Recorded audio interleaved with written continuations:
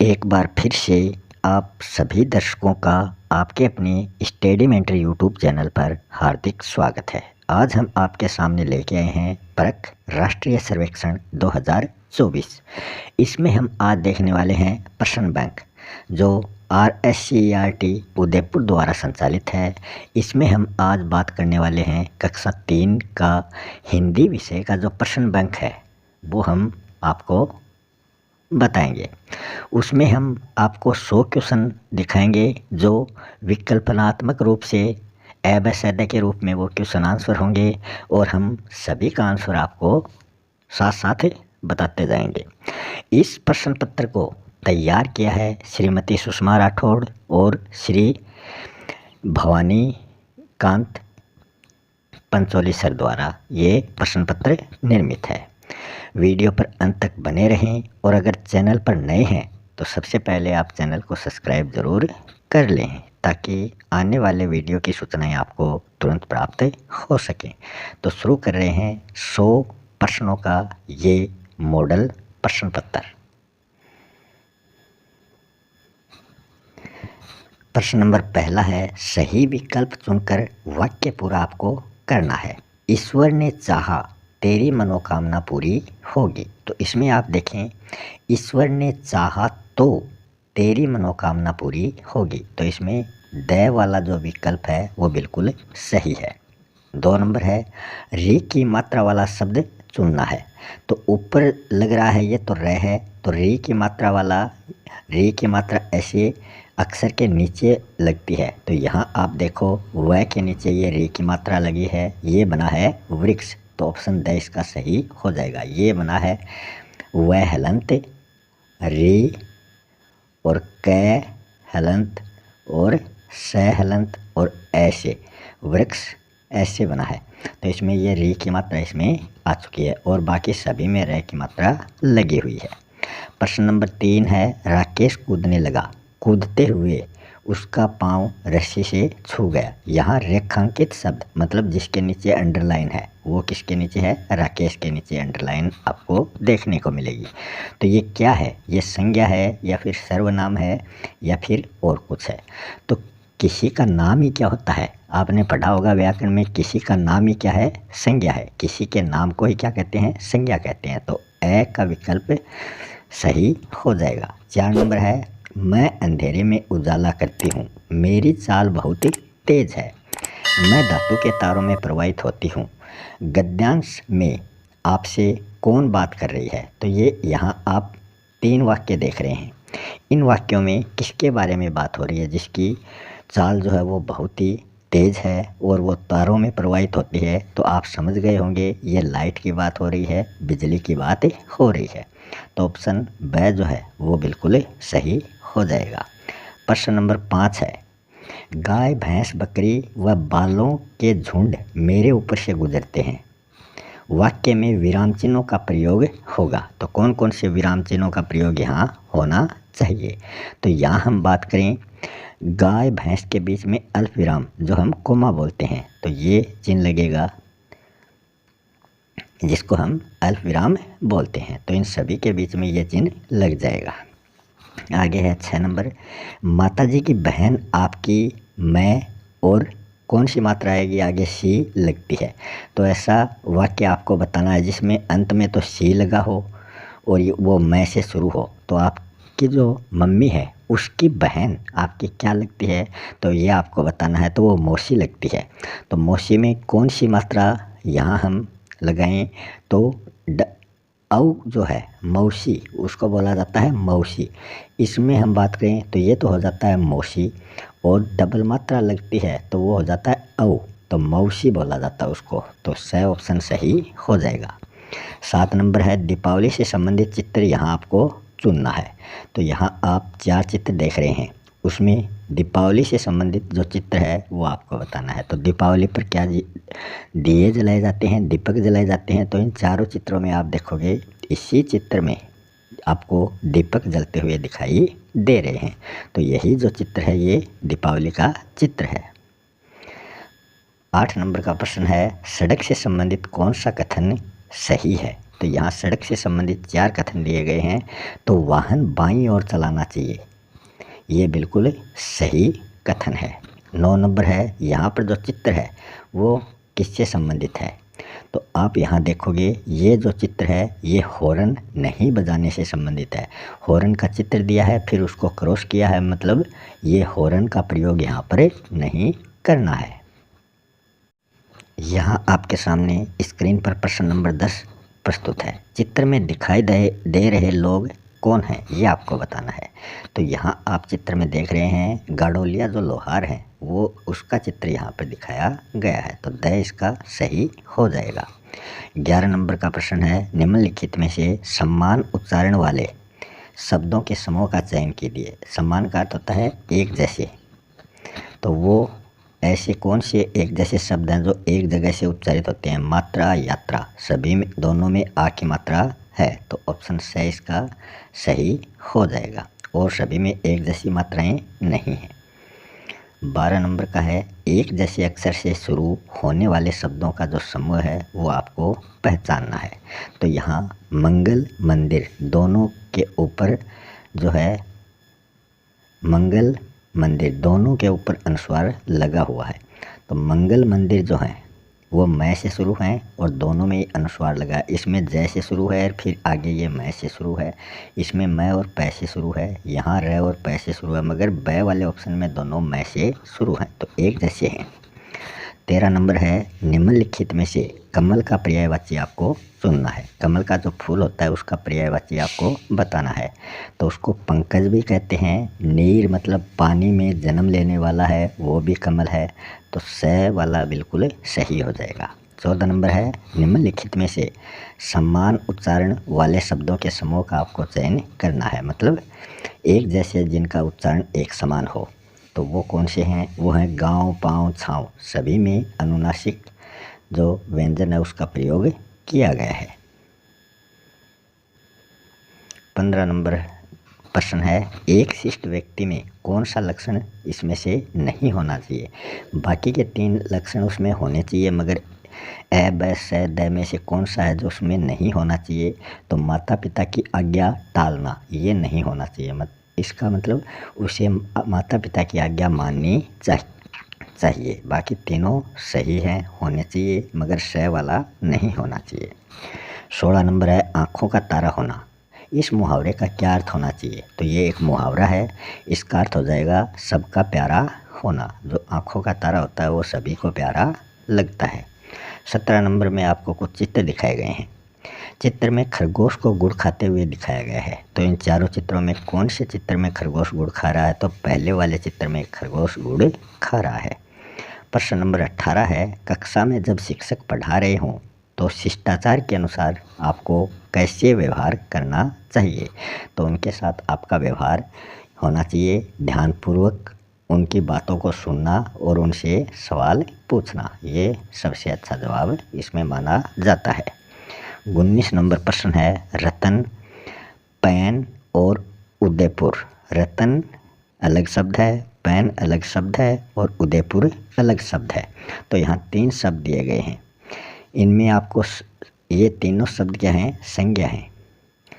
तो साइकिल, घर, चिड़िया शब्द जो हैं वो किसके उदाहरण हैं? तो पहले अगर संज्ञा है तो ये भी संज्ञा के उदाहरण हैं, तो ब वाला विकल्प सही हो जाएगा। 20 नंबर का प्रश्न है, निम्नलिखित में से कौन से सभी कार्यों में बिजली का प्रयोग होता है? तो आपके घरों में बिजली आती होगी, तो बिजली से कौन कौन से कार्य हैं वो होते हैं वो आपको बताना है। तो पंखा बिजली से चलता है, टीवी बिजली से चलता है, तो यही वाला विकल्प सही होगा।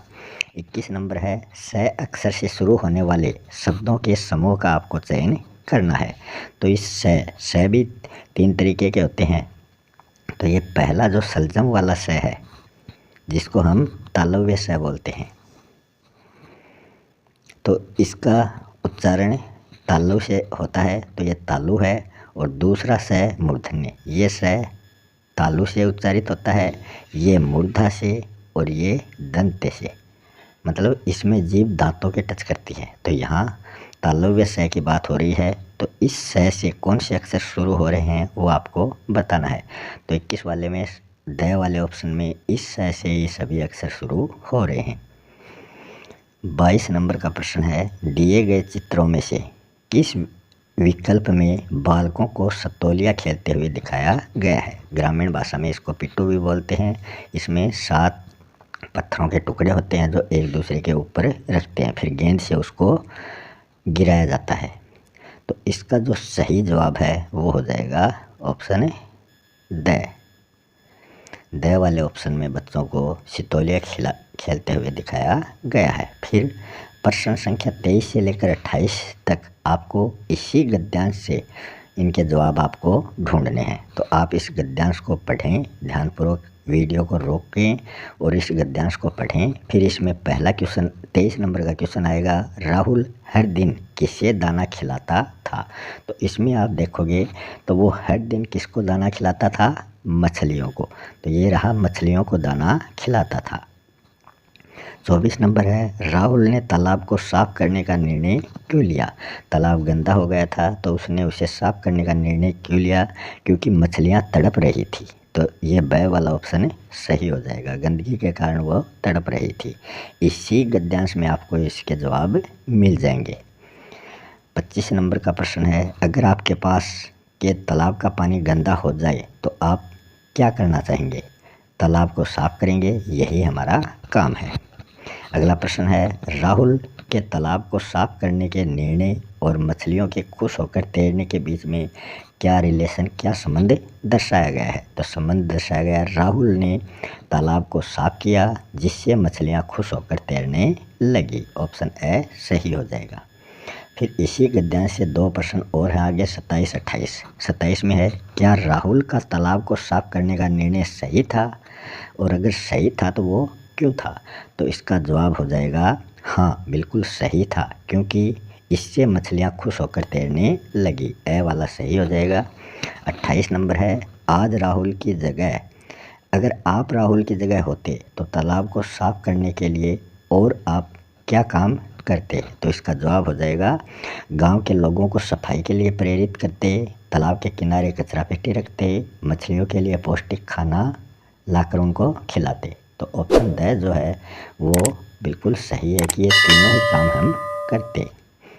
29 नंबर का प्रश्न, 29 से लेकर 33 तक ये जो 4 प्रश्न हैं ये इसी गद्यांश में इनके जवाब आपको मिलेंगे। 29 नंबर का प्रश्न है, मीनू ने रास्ते में क्या देखा। तो इसको आप पढ़ोगे तो देख पाओगे कि मीनू ने रास्ते में एक पौधा देखा, एक छोटा सा पौधा उगाया था, वो उसने रास्ते में देखा था। अगला प्रश्न है 30 नंबर, मीनू ने पौधे को क्यों देखा, ये आपको बताना है।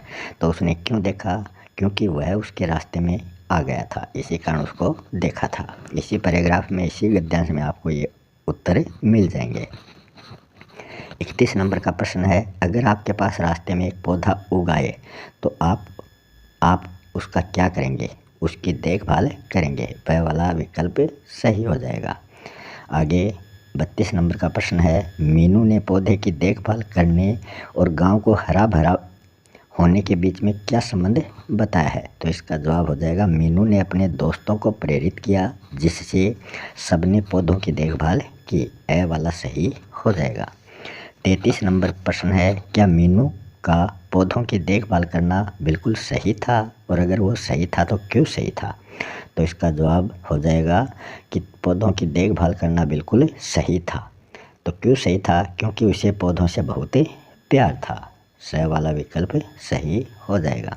आगे फिर प्रश्न नंबर 34 से लेकर 39 तक के जो प्रश्न हैं उनके लिए यहाँ एक गद्यांश दिया गया है, उसी में आपको जवाब मिलेंगे। तो प्रश्न 34 है, रीमा ने कौन सा व्यंजन बनाया। तो इसमें आप देखोगे तो रीमा ने जो व्यंजन बनाया वो है पुलाव। तो आप देखोगे इसमें पुलाव बनाया, ये इसका जवाब है। 35 है, रीमा ने खाना क्यों बनाया था। तो इसका जवाब हो जाएगा, उसकी माँ बहुत थकी हुई थी। तो यहाँ देखोगे उसकी माँ थकी हुई थी इसलिए उसने पुलाव बनाया। 36 नंबर है, यदि आप रीमा की जगह पर होते तो आप अपनी माँ की मदद किस प्रकार करते। तो इसका जवाब हो जाएगा, माँ को आराम करने के लिए कहते और स्वयं खाना बनाते। 37 नंबर का प्रश्न है, रीमा ने खाना बनाने के निर्णय और उसके माता पिता की खुशी के बीच में क्या संबंध है? तो इसका जवाब हो जाएगा, रीमा का खाना बनाने से उसकी माँ और पिता दोनों ही खुश हो गए। अगला प्रश्न है, क्या रीमा का खाना बनाने का निर्णय सही था? तो सही था तो क्यों था, ये आपको बताना है। तो रीमा का खाना बनाने का निर्णय बिल्कुल सही था, क्योंकि इससे उसकी माँ को आराम मिला था, क्योंकि वो थकी हुई थी। 39 नंबर का प्रश्न है, आप रीमा की जगह पर होते तो अपनी माँ की मदद करने के लिए और क्या क्या काम आप करते? तो इसका जवाब जो है वो हो जाएगा, घर की सफाई भी करते, माँ के साथ बैठकर उनसे बातें भी करते, माँ के लिए चाय बना कर लाते। तो सारे विकल्प सही हैं, मतलब द सही है। आगे 40 से 48 तक के जो प्रश्न हैं वो इस गद्यांश में से ढूंढकर आपको लिखने हैं। तो इस गद्यांश को आप वीडियो को रोककर पढ़ें और नीचे वाले जो प्रश्न हैं उनका जवाब देने की कोशिश करें, और अगर जवाब नहीं आता है तो आपको इनका जवाब भी बताया जाएगा। 40 नंबर है, रामू क्या करता था? तो अगर आपने ये पैराग्राफ पढ़ा है तो आपको पता होगा वह खेत में काम करता था। अगला प्रश्न है, रामू मेले में क्यों गया था? तो अगर पैराग्राफ पढ़ा है तो पता चल जाएगा वो नई चीज़ें खरीदने के लिए मेले में गया था। 42 नंबर है, यदि रामू ने अपनी फसल नहीं बेची होती तो क्या होता? तो इसका जवाब हो जाएगा, वह मेले में नहीं जा पाता, क्योंकि फसल बेचने के कारण ही पैसे कमाए थे ताकि वो मेले में जा सके। अगला प्रश्न है 43 नंबर का, रामू का मेला जाने का निर्णय क्या सही था? अपने उत्तर का कारण बताएं।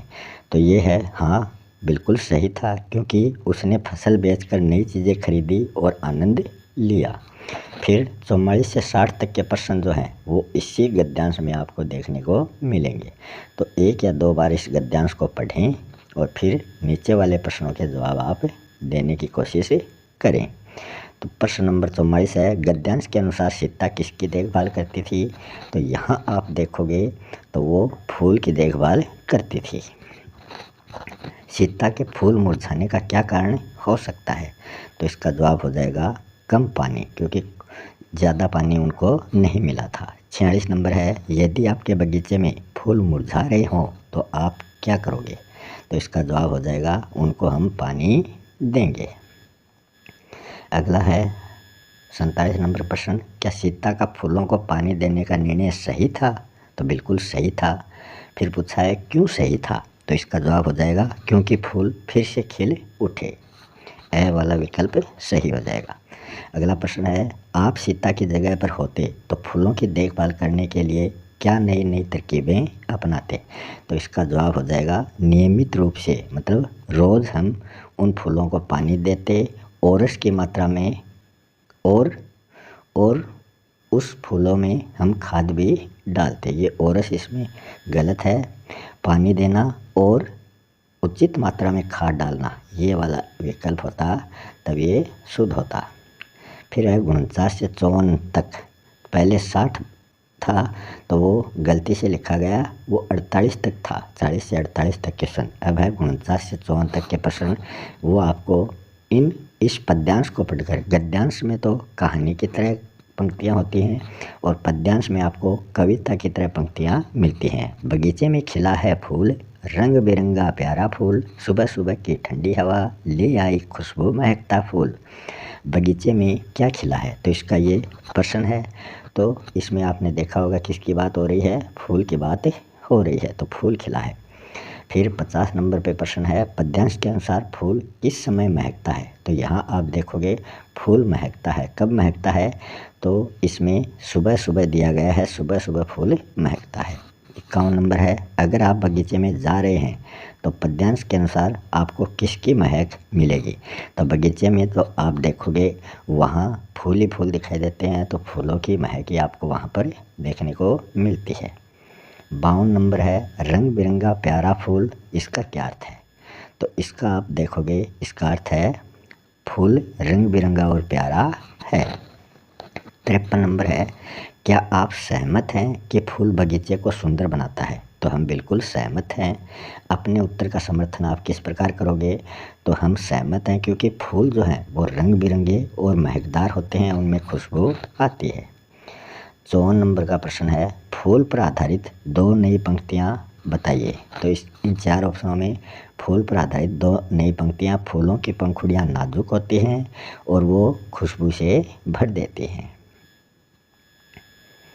वो हृदय को क्या करती हैं? खुशबू से भर देते हैं। ये हृदय भी उसी में ए वाले ऑप्शन में जुड़ा हुआ है। फिर है 55 से लेकर 60 तक के प्रश्न इस पद्यांश को पढ़कर आपको देने हैं। तो इसका 55 नंबर का क्वेश्चन है, किसको फलों का राजा कहा गया है? तो इन लाइनों में आप देखोगे आम को फलों का राजा कहा गया है। पद्यांश के अनुसार आम किसके लिए सबसे प्यारा है? तो यहाँ आप देखोगे बच्चों के लिए प्यारा है। तो इसमें बच्चा आया है तो बच्चों के लिए ये प्यारा होता है। 57 नंबर पे आपको मिलेगा, यदि आप बच्चों को खुश करना चाहते हैं तो इस पद्यांश के अनुसार कौन सा फल उनको ला कर देंगे? तो यहाँ कौन से फल की बात हो रही है? आम की बात हो रही है। 58 नंबर पे प्रश्न है, आम लाया खुशियों का खजाना, इसका क्या अर्थ हुआ? तो इसका अर्थ हुआ आम जो है वो खुशियाँ लेकर आता है। अगला प्रश्न है, क्या आप सहमत हैं कि आम सबसे प्यारा फल है? तो हाँ, बिल्कुल हम सहमत हैं। इसका समर्थन हम किस प्रकार से करेंगे? क्योंकि आम मीठा होता है और रसीला होता है, मतलब रसदार होता है। प्रश्न नंबर 60 है, आम पर आधारित 2 नई पंक्तियाँ आपको लिखने को कहा जाए तो आप कौन कौन सी पंक्तियाँ लिखोगे? तो हम लिखेंगे, आम का मौसम जब भी आए हर दिल में खुशी छा जाए। फिर 61 से लेकर 66 तक के प्रश्न इस पद्यांश में आपको देखने को मिलेंगे। तो इसमें 61 नंबर का प्रश्न है, बच्चे कहाँ खेलते थे? तो यहाँ ये लाइन पढ़ोगे तो इसमें पता चल जाएगा, बच्चे जो थे वो छाँव में खेलते थे। ब वाला विकल्प सही है। फिर है, संग ठंडी हवा बहाव था, इसका क्या अर्थ है? तो इसका अर्थ है ठंडी हवा बह रही थी। फिर अगला प्रश्न है, गाँव कैसा लगता है? तो इसका जवाब हो जाएगा हरा भरा और आनंदमय। अगला 64 नंबर का प्रश्न है, नदी किनारे एक गांव था से क्या निष्कर्ष निकाला जा सकता है? तो गांव के पास एक नदी बहती थी, यही इसका निष्कर्ष है। इस पद्यांश के आधार पर एक शीर्षक आपको चुनने के लिए कहा जाए तो इस कविता का क्या शीर्षक आप रखोगे? तो वो है गाँव का आनंद। आनंद क्या होता है? मज़ा। 66 नंबर प्रश्न है, इस पद्यांश को पढ़कर आप कौन सी नई पंक्तियाँ उसमें जोड़ना चाहोगे? तो इसका जवाब हो जाएगा, गांव में सभी खुशी से रहते थे। फिर 67 से 72 तक के जो प्रश्न हैं वो इस पंक्ति में आपको देखने को मिलेंगे। ये क्या है? पद्यांश है। तो चंदा मामा किस रंग के पुए पकाते हैं?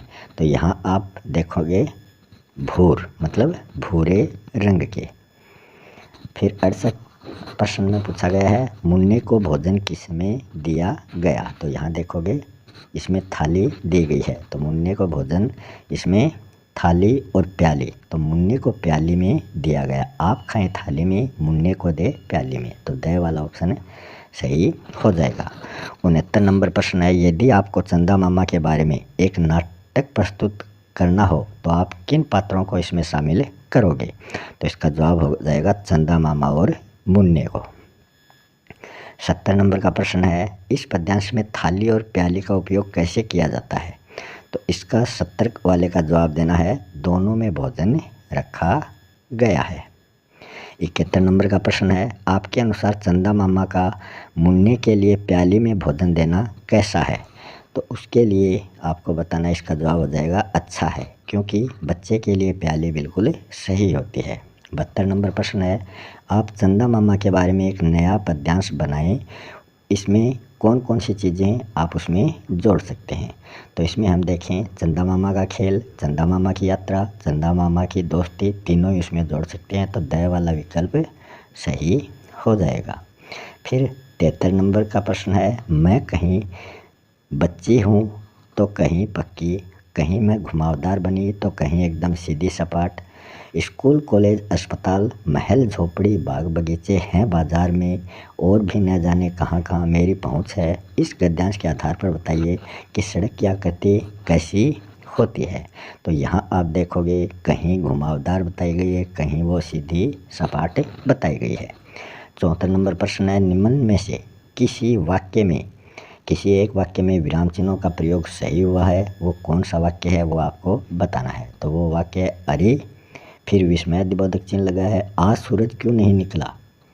तो ये आश्चर्य की बात यहाँ पर प्रकट की गई है।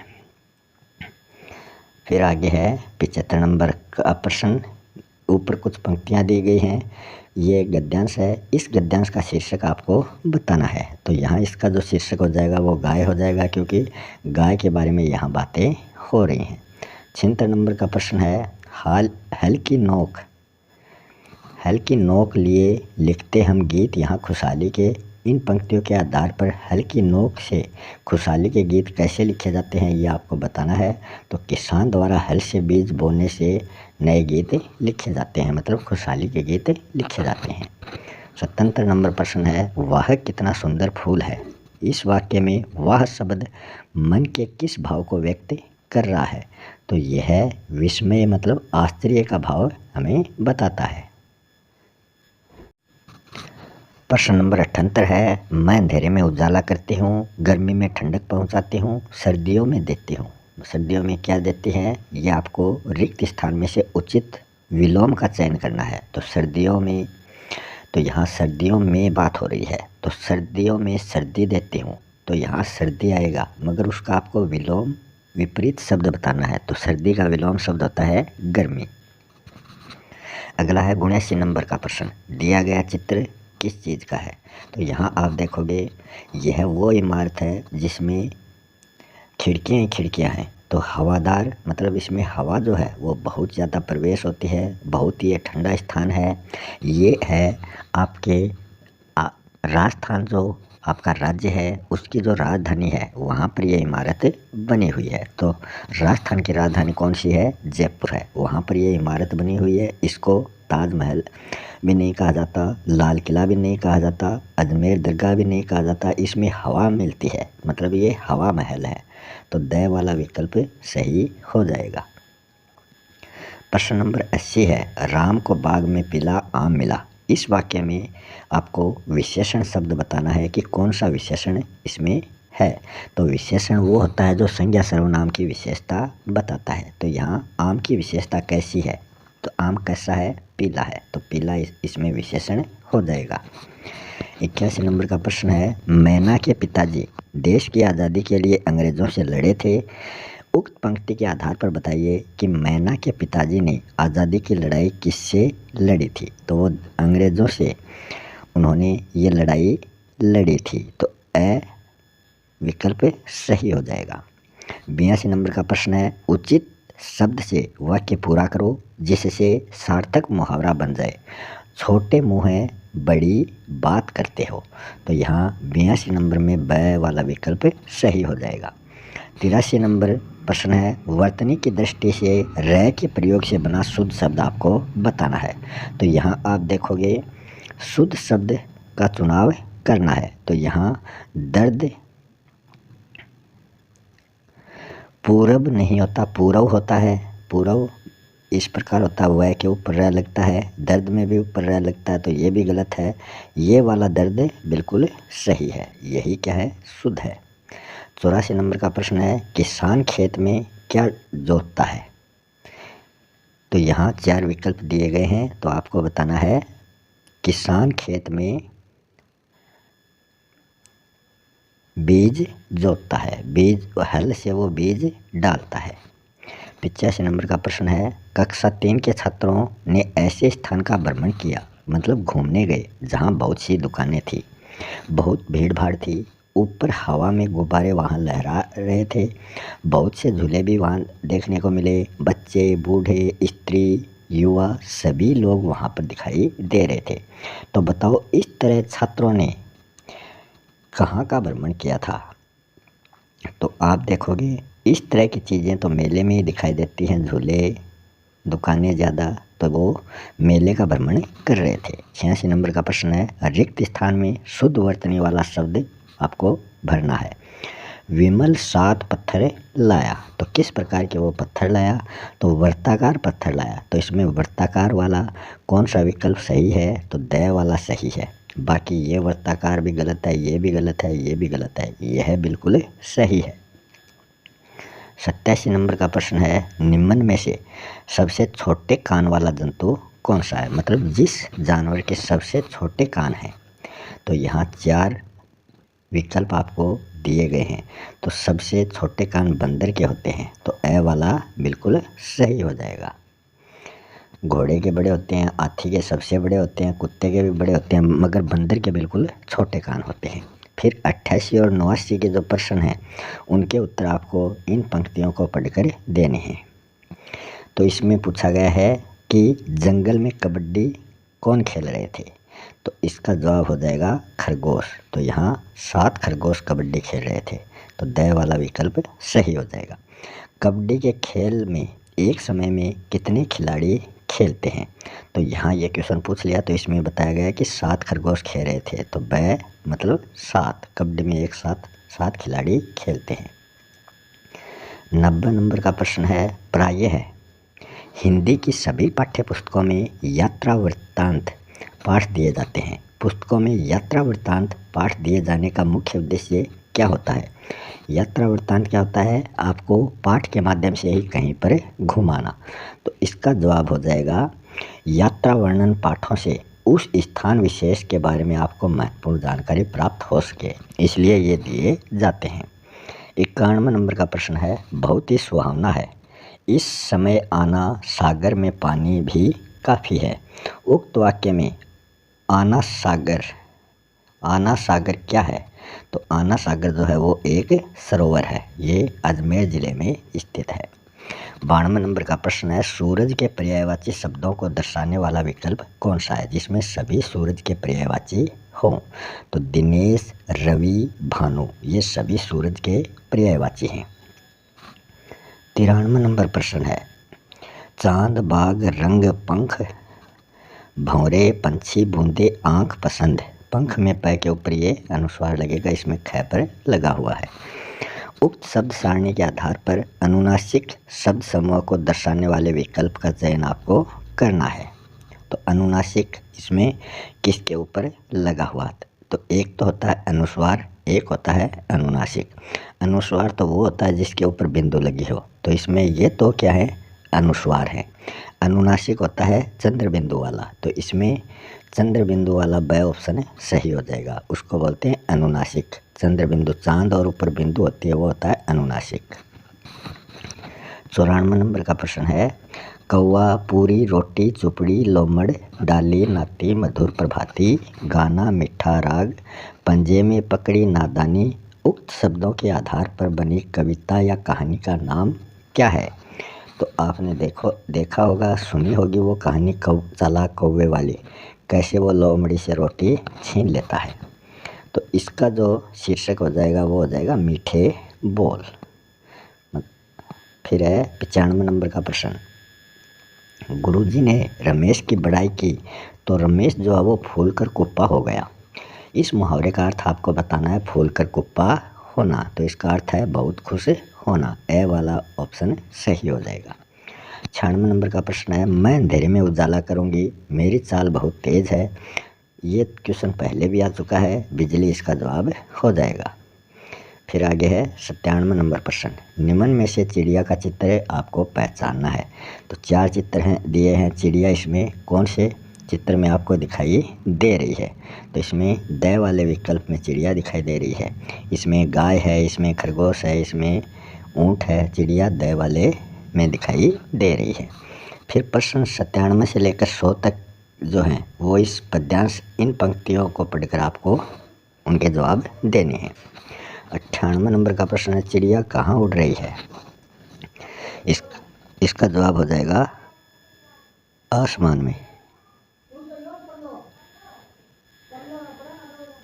चिड़िया कैसे उड़ रही है? तो इसका जवाब हो जाएगा पंख फैलाकर। 100 नंबर का प्रश्न है, अगर चिड़िया अपने पंख न फैलाए तो क्या होगा? इसका जवाब हो जाएगा वह उड़ नहीं पाएगी। इसी के साथ आज का वीडियो यहीं समाप्त होता है। मिलते हैं अगले वीडियो में किसी नए टॉपिक के साथ, तब तक के लिए आप सभी का बहुत बहुत धन्यवाद।